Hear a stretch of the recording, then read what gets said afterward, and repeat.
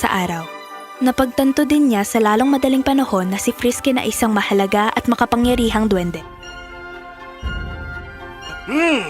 Ito'y nakakamangha. Ho ho ho! Gusto mo bang manatili? Pwede ba? Meron kaming dalawang patakaran. Una, bawal ang pag-aaral. Ito'y napakasalimot na bagay. At pangalawa, kailangan mo mangako na maging sobrang masaya. Yan ay perpekto. Masayang sumang-ayon si Demi sa kanyang mga kondisyon.